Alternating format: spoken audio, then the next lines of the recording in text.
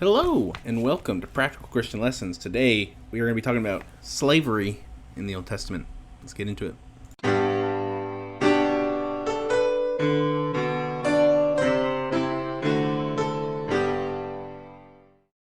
So, if you have had personal talks to me, and I think I've mentioned slavery in another video as well, this time we'll be reading an essay. This is page 127 of the Zondervan Archaeological Study Bible.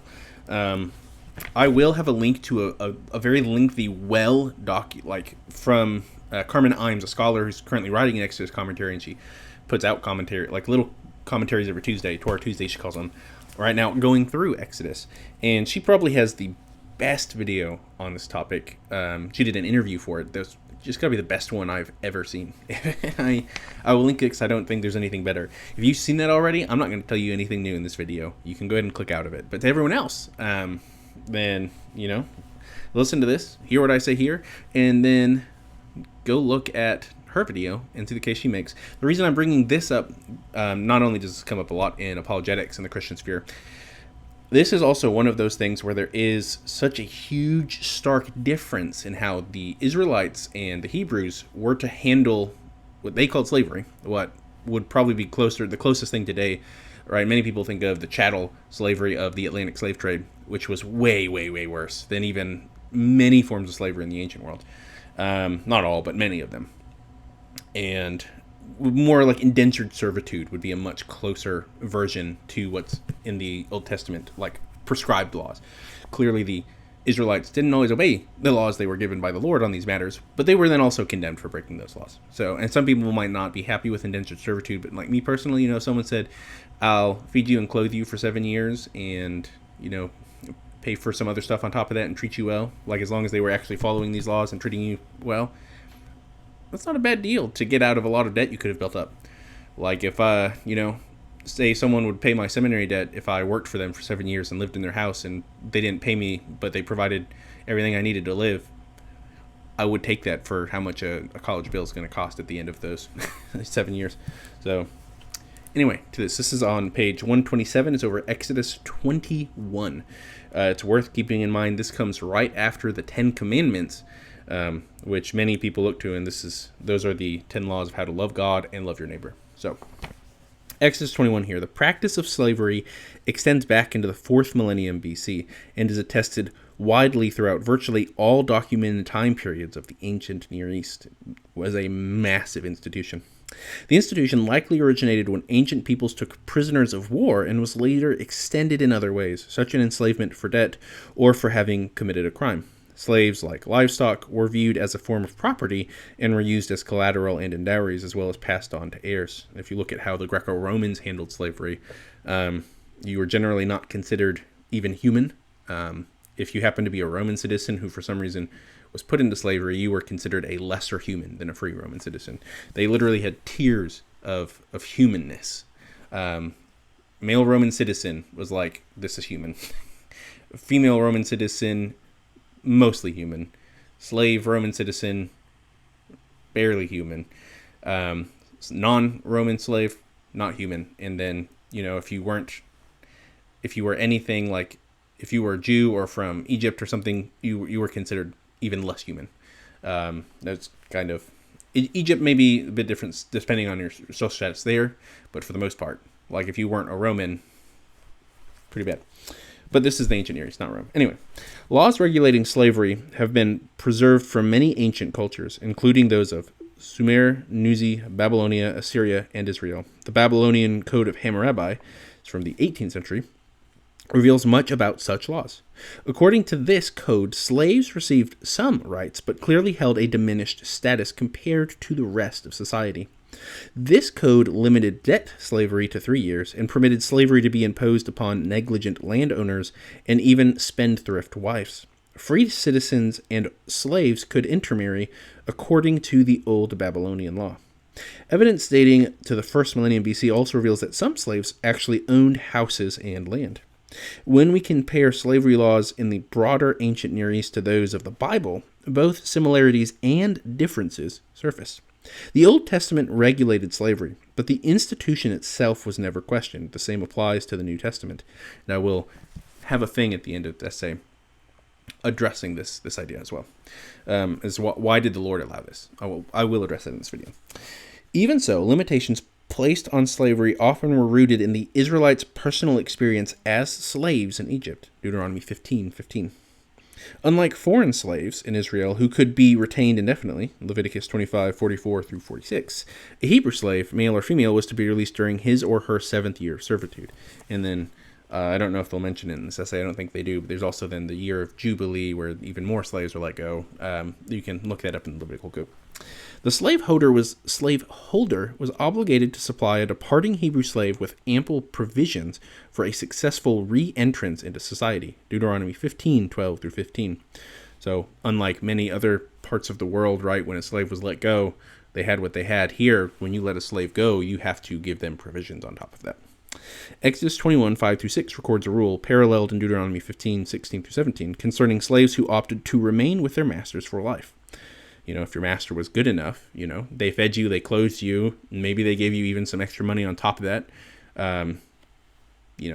That's a pretty good life, especially in the ancient world. If all your needs are met, you're not having to pay any bills, and all you have to do is work for this person, and they treat you well, that's pretty good. Such a slave was to have an ear pierced, a marking that demonstrated his or her voluntary, lifelong servitude. Such markings on the ear, along with the practice of branding the skin, were also seen in Assyria. Exodus 21:7 through 11 addresses the issue of a father selling his daughter into debt slavery, presumably to become the wife of the buyer or of the buyer's son, a practice that also occurred in Assyria during the 1st millennium BC. The buyer was not free to sell the girl outside of Israel should he choose not to keep her. He was obligated either to adequately provide her for her needs or permit her to go free. Right? If a man bought a female slave in this manner, he had to take care of her, and if he wouldn't, he had to let her go. Those were the only options. You had to take care of her. You couldn't. And this, I'll get into that in this essay, actually. There's a very important reason behind that. Thus, the Old Testament law protected not only the virtue of the young woman, but also her socioeconomic situation. And there's also laws, right? If Carmen Imes goes in her video, if she was to be a wife, she had to be treated like a wife. That was a law commanded of the Hebrews and the Israelites. Old Testament rules governing a female captive of war, Deuteronomy 21:10 through 14, seem harsh to a modern reader, but are actually quite humane according to ancient standards, by which such women would, in most other contexts, have become the slave concubines of enemy soldiers. The Hebrew rules required a captive woman to shave off her hair and trim her nails, but also permitted her a month to mourn her situation. During this time, the soldier had captured her was not allowed sexual relations with her. As Carmen Imes will talk about in her video, which I will, again, have linked below, is sort of just like if you're going to marry this woman, you have to marry her. You can't just take her and then ditch her. This provision protected the captured woman from rape and gave the Israelite soldier a month-long cooling off period during which he could decide whether or not he truly wanted her as a wife. If he opted not to marry her, she was allowed to go free. And again, there's the important thing. If he had slept with her and then let her go, on top of one, breaking some Old Testament laws, but two, in the ancient society, she would then pretty much be unable to remarry. She would then, because of that, how the ancient world worked, she wouldn't be able to work on her own. She wouldn't be able to provide for herself. She would kind of just be left in the streets and unprotected, uncared for.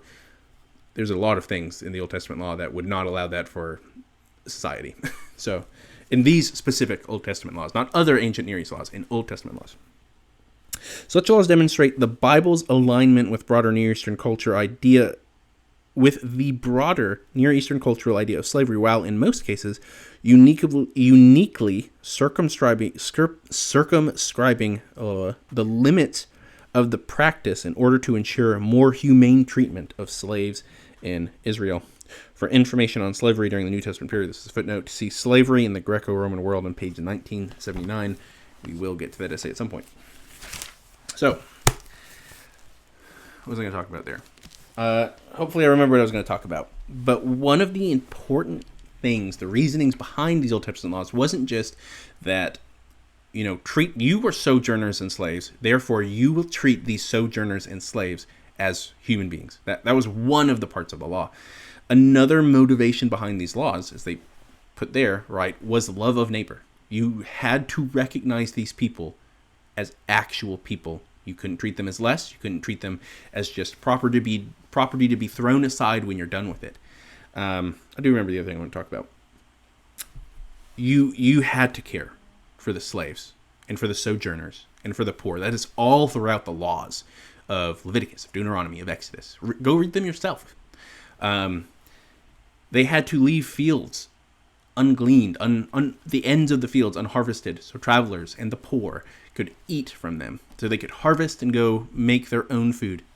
They had to make provisions for these people in society that the rest of the world, and even in our world today often, just dismisses and doesn't care for and lets die in the streets. I live in a city. I live in a city down here in Oklahoma, and there are people in the streets all the time that aren't properly being cared for. Of course, we have some things that try to care for these people that, will give a lot of them food or shelter, especially around the worst parts of the year. More shelters will open up and allow more housing. But there's also a lot of times throughout this year that they're just not really being taken care of. And just providing for people also is not a way of taking care of them. If you look at these Old Testament laws, they had to do more than just provide them their basic, food. They had to do more than just feed them. They had to make ways for them to live in society in a way where they can actually live a life. They're not just stuck in the streets all the time.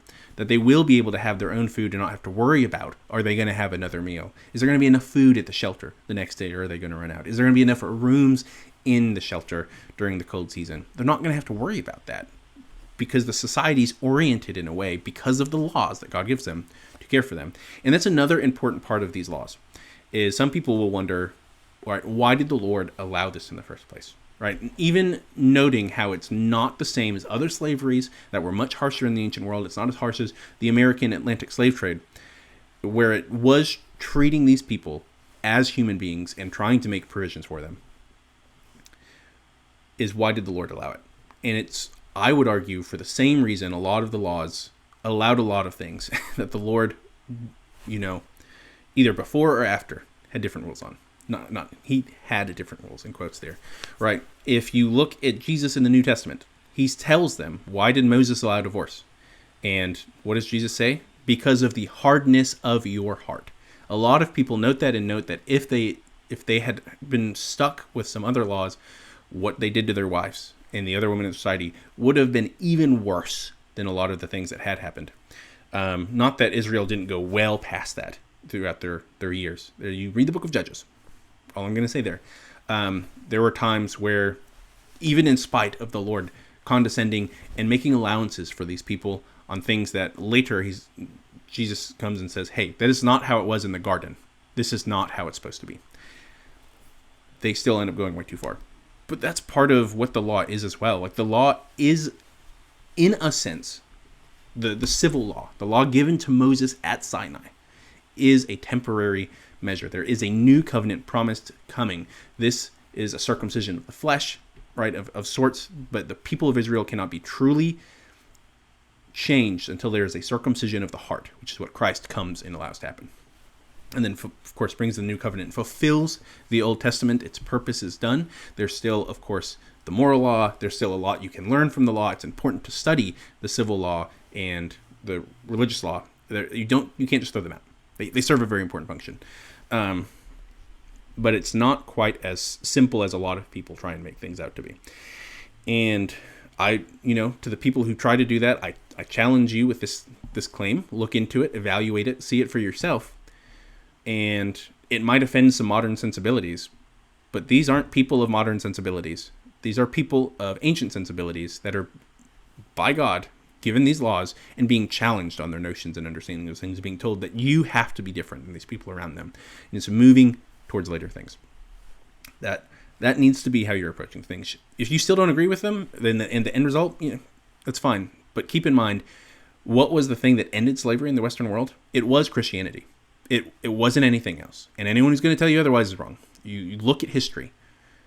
Who ended slavery? It was Christians. And some people might be like, but look at the slave Bibles and how they handle slavery. Yeah, some people abused the Bible. They had to cut out sections of the Bible in order to make arguments, right, for the slave trade in America. and for those Bibles to be handed to their slaves, they had to cut out sections so they wouldn't read those other things and see how wrong this was.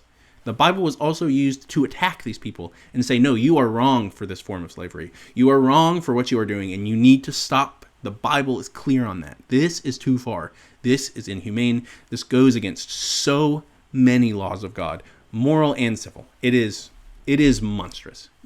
That is what ended slavery, was Christianity. And that can still be proven because there's still forms of slavery around the world. Humans still do this. To anyone who wants to say that humans are just going to stop this on their own, no, we're not. We still have slavery of various forms, terrible forms around the world. Humans aren't just going to stop this. We're evil. It's what we do. When we're left without the grace of God and without people arguing and pushing forth and spreading the gospel, humanity is not going to change. I don't know how anyone can make that argument objectively looking at human history and the human world today. There is just a lot of evil. And that's a harsh reality, but that is what it is. The only answer to man's sinfulness is God and his grace in the gospel. That's the only thing that will change. It's when we are condemned and told about the wrongfulness of our sins. And then when confronted with the gospel and the condemnation of the law that says you are separated from God because of your sinfulness, because of your wickedness, because of your evilness, because you have not loved your neighbor as yourself, because you have rejected the Lord and not loved the Lord with all your heart, your mind, your soul, and your body, because you have made idols, because you have not treated your neighbor as a human being, you've treated them as less than, because you've hurt them, because you've harmed them, because you've attacked them, then things aren't going to change. But praise be to God that Christ comes and shines a light. You hear the gospel, and you can confront those sins, and the Lord can call you to repentance. He can give you faith that this can change. But I'm gonna stop there. If you want to hear more on that, there will be more on that to come down the line. Watch some of our other videos on this channel. Put things in the comments. Engage in discussion. Check out our Discord below. I'm happy to engage in conversations about these things. These are important, life-changing, world-changing things, and we need to talk about them. You guys go in peace. Have a happy new year. God bless.